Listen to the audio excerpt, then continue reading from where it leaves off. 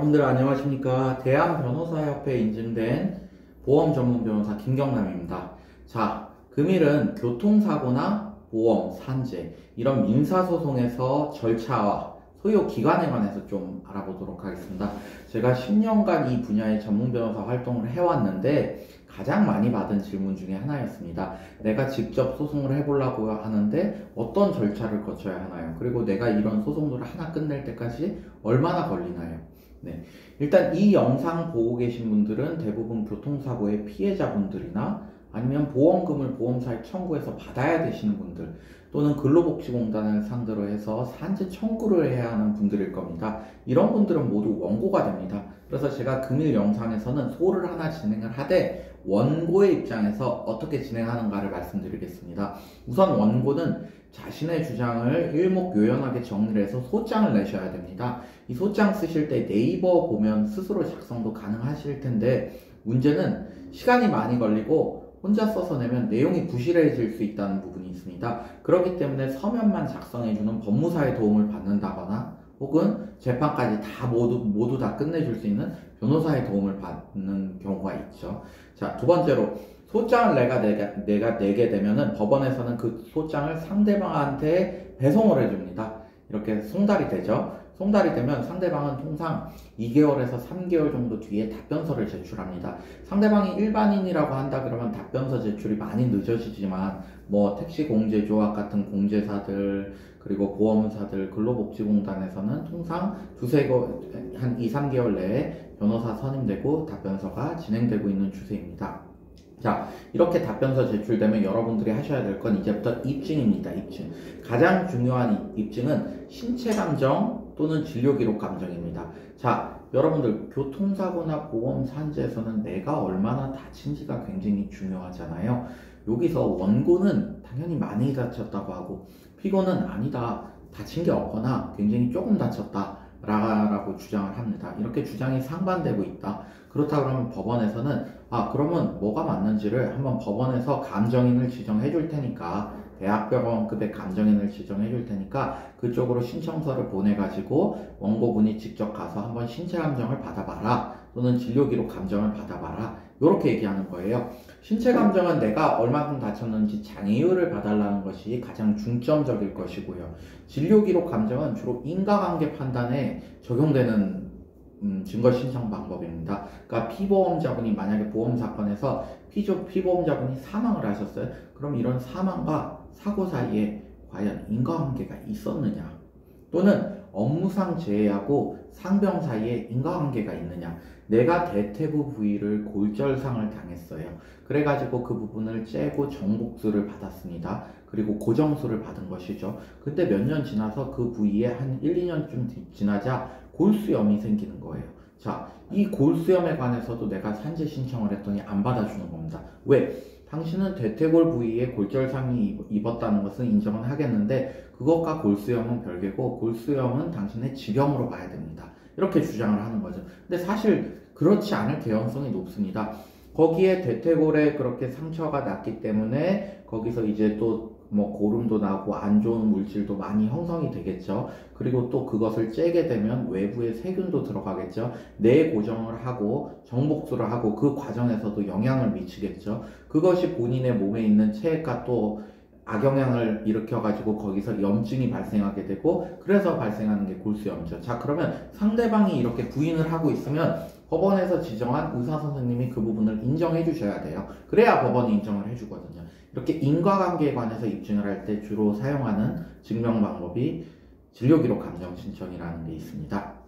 자, 이렇게 신체감정이나 진료기록 감정을 신청해요. 그러면 법원에서 병원을 지정하고 그 병원에서 이제 연락이 옵니다. 자, 몇 월 며칠 날 감정하러 오세요. 그래서 여러분들이 가게 되면은 MRI도 찍고 CT도 찍고 엑스레이도 찍고 어떨 때는 뭐 땅 검사, 체형 검사도 해보고 그리고 다른 뭐 본 스캔이란 것도 해보고 굉장히 많은 검사들이 있습니다. 필요한 그런 검사들을 받고 여러분들이 집에 가시게 되면 이제 병원에서는 그런 결과들을 종합해가지고 법원으로 회신을 보내줍니다. 자, 이 통상적으로 감정 과목이 하나, 뭐 정형외과의 발목, 정형외과의 뭐 무릎 이렇게 하나라고 가정하면 신청서를 작성해서 감정서 회신까지 빠르면 4개월 정도가 걸리고요. 느리면 한 10개월 정도가 걸립니다. 과거에는 더 빨랐는데 병원 업무가 좀 과다해지고 그리고 코로나로 환자 좀 급증을 해가지고 이 부분이 한 2개월 정도 많이 늦어졌습니다. 그리고 감정서가 회신되게 되면 그 감정서에 기초해서 이제 청구액을 정리해서 청구 취지 및 청구 원인 변경 신청서라는 것을 여러분들이 제출해야 됩니다. 자, 이 손해배상 소송 이런 게 다 뭡니까? 내가 다친 정도를 돈으로 환산한다. 환산해야 되는데 그 환산은 어떻게 내가 얼마나 다친지에 관해서 다툼이 있으니까 병원에서 신체 감정을 받죠. 자, 그 감정 결과가 도착했어요. 그러면 그걸 이제 기술적으로 돈으로 환산을 시켜야 돼. 내 향후 치료비는 얼마인지, 내가 10%의 노동 능력을 상실하게 된 나의 수익은 얼마인지. 자, 월에 400만 원 버는 사람이 10%의 노동 능력을 상실당했어요. 월에 손해액이 얼마인가요? 자, 400만 원에서 10% 곱하면 40만 원이잖아요. 12개월 하면요, 480만 원. 그러면 10년 하면은 4,800만 원 이렇게 되잖아요. 지금 10%를 예로 든 거지만요. 자, 이렇게 돈으로 환산해가지고 정리를 해줘야지 법원에서도 판단을 할 수가 있습니다. 그래서 이렇게 내는 것이 청구 취지 원인 변경서고 이거는 감정 결과가 회신되면 빠르게 제출하는 것이 좋습니다. 자, 이렇게 청구 취지 원인 변경서를 이제 제출하게 되면 통상 한 달에서 2달 후에 1회 변론기일이 잡힙니다. 여러분들 1회 변론기일이 왜 이렇게 늦게 잡히느냐 이렇게 좀 반문하실 분도 있겠지만 사실 그 전에 잡혀도 특별하게 다툴 게 없거든요. 이 전까지 소장을 내고 답변서 제출하고 뭐 문서 제출 명령 신청하고 신체 감정 받고 진료 기록 감정 받고 요까지는 되게 정해진 컴퓨터 같은 매뉴얼화된 시스템입니다. 절차기 때문에 그 절차까지 간 다음에 이제 실질적으로 할 게 생기는 거죠. 그래서 여러분들도 반드시 이 절차까지는 기계적으로 이어서 와야 된다는 걸 염두에 두셔야 되고요. 이렇게 그 결과를 가지고 내게 되면 1회 변론기일이 잡히고요. 그때 법정에 나가서 드라마에서 보듯이 원고와 피고가 공방을 시작하는 것이죠. 자, 최초 변론기일 이후에는 변론기일이 좀 더 자주 잡힙니다. 통상적으로 한 달에 한 번 정도꼴로 잡히게 되는데 2회 변론기일부터는 이제 소송에서 핵심적으로 다루어지는 이 쟁점들이 양쪽에서 공방이 이루어집니다. 뭐 예를 들어 이 질병과 이 산재 사이에 인과관계가 있느냐. 비록 진료기록 감정인이 이렇게 인과관계가 없다고 얘기했지만 인과관계가 인정되어야 되는 무슨 사정들이 있고 그런 부분도 있을 것이고요. 그리고 이 사건에서 과실 비율은 얼마냐. 또한 이 피해자 쪽에 기왕력은 있었느냐. 그리고 과연 이것을 손해액으로 산출해낼 때 우리 대법원 판례들에 비춰봤을 때 이런 부분이 타당한가 이런 법률적 쟁점을 포함해가지고 모든 부분이 한 달에 한 번씩 열리는 변론기일에서 치열하게 다투어집니다.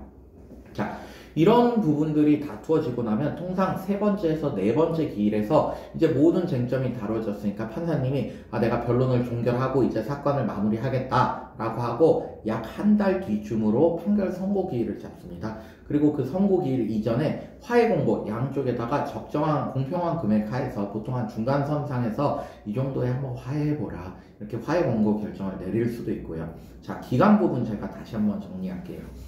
소장을 써서 제출한 시점을 기준으로요. 상대방이 답변서를 제출하는 데까지 통상 2달에서 3달 정도가 걸리고요. 그리고 신체 감정이 이루어지는 데까지는 한 4개월에서 10개월까지가 걸리고요.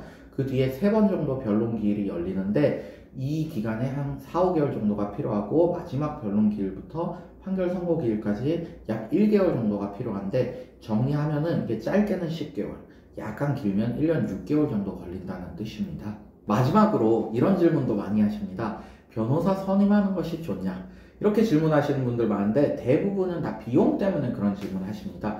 일단 변호사 선임 여부는 민사에서는 여러분들 자유입니다. 여러분들이 제일 중요한 것은 비용은 뭐 여러 변호사들이 있어서 비용이야 본인한테 맞는 변호사도 고를 수 있겠죠. 근데 그 전에 내가 처리할 능력이 되는지 내가 일 처리가 안 되면 뭐 비용이 어떻든 간에 도움이 필요할 것이고 그렇지 않을 경우에는 뭐 도움 없이 진행하셔도 될 거예요. 그리고 시간 부분도 고려하셔야 됩니다. 이렇게 되게 영명하시고 똑똑하신 분들 같은 경우에는 법조인 분이 아니시더라도 네이버나 판례 검색 시스템을 혼자서 막 찾아보고 연구해서 소송을 진행하시는 경우가 있고 그리고 제가 본 사례 중에 꽤 잘 진행하시는 분도 있어요. 특히나 뭐 되게 좋은 직업을 가지고 계신 뭐 의사 선생님 같은 경우에는 특히나 이런 의료적 성격을 가진 이런 사건들에서 굉장히 어떻게 보면 초년차 변호사들보다 더 잘한다 이런 느낌을 받을 때도 있거든요. 근데 문제는 그렇게 영명하시고 총명하신 분들은 어려서부터 되게 공부를 많이 해오셔가지고 본인 생업도 또 되게 바쁘세요. 그래서 적게는 뭐 10개월에서 많게는 1년 6개월까지 그 시간 동안 본인이 생업을 수행하는 것을 포기하고 이렇게 뭐 하루에 몇 시간씩 달라붙어가지고 연구해서 막 서면을 써보고 이렇게 하기에는 굉장히 부담이 되거든요. 그래서 통상적으로 교통사고나 산재나 보험에서 민사소송에서 변호사 착수금이 330에서 550만 원 정도 하는데 이게 얼핏 보면 굉장히 높게 느껴져요. 근데 10개월로 나눠보세요. 그럼 한 달에 30에서 50만 원 꼴이고요. 길게 보면 1년 6개월이니까 18개월로 나눠보면 20에서 30만 원 꼴입니다. 이렇게 월별 비용이 그걸로 따지면 굉장히 낮기 때문에 변호사들도 사실 착수금을 가지고 내가 수익을 얻겠다 이렇게 생각하진 않고요. 착수금은 내가 재판 다니고 서면 쓰고 사무실 유지하는 실비 개념으로 보고 실질적인 수입은 성공 보수에서 얻겠다. 좀 이런 마인드를 가지고 있습니다. 고객분들께서도 아마 승소를 하게 되면 소송비용 확정 재판이란 걸 통해서 착수금 정도는 상대방한테 아마 전액 다 받아오실 수 있을 거예요. 그래서 결론 지으면 본인이 소송을 할 수 있으면은 직접 진행을 하셔도 되는데 생업이 바쁘고 경제적 효율성을 따지시는 분들은 위임을 하시는 게 나을 것이고 그렇지 않고 내가 공부하면서라도 소송을 꼭 한번 진행해보고 싶다 이러신 분들은 직접 해보셔도 인생에 있어서 많지 않기 때문에 아주 의미 있는 경험이 될 수 있을 것이라고 보입니다. 다만 손해액이 굉장히 큰 사건에서는 이렇게 혼자 공부하는 데 있어서는 작은 소송에서 해보시고 그런 소송은 가급적으로 위임하시는 게 좋을 것입니다. 자, 여러분 오늘 민사소송의 절차와 기간에 대해서 알아보셨는데 제가 열심히 찍은 만큼 이게 영상이 도움이 되시건 되시지 않건 간에 구독과 좋아요 한 번씩 꼭 부탁드립니다. 감사합니다.